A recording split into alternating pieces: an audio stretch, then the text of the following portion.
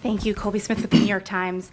So much of the rationale for cutting interest rates, even as inflation moves away from the 2% target, seems to be, that there are these mounting downside risks to the labor market.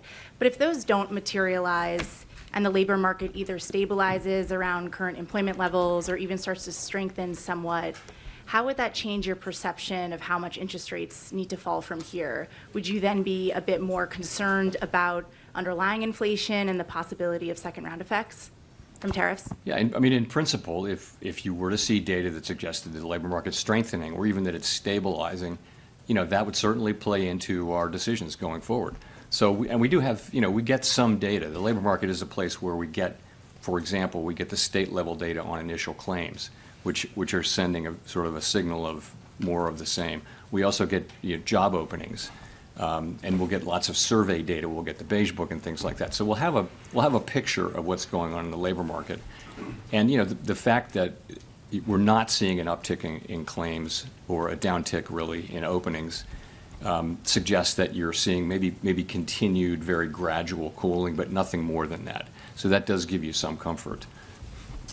But if this shutdown lasts a while longer and you don't have that data in hand, I'm just wondering how that hinders the committee's ability to assess the state of the labor market and make the right policy decisions, and also how much is that factoring into the debate about December? Yeah. So we get like I mentioned what we get in the labor area. We get some data in inflation, some data in economic activity. And we'll have a picture of what's going on. We also will have the Beige Book again.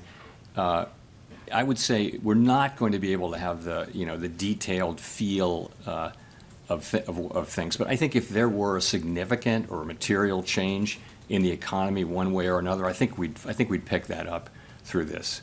So in terms of how it might affect December, it's really hard to say. December's the meeting's I guess 6 weeks away. We just don't know what we're going to get.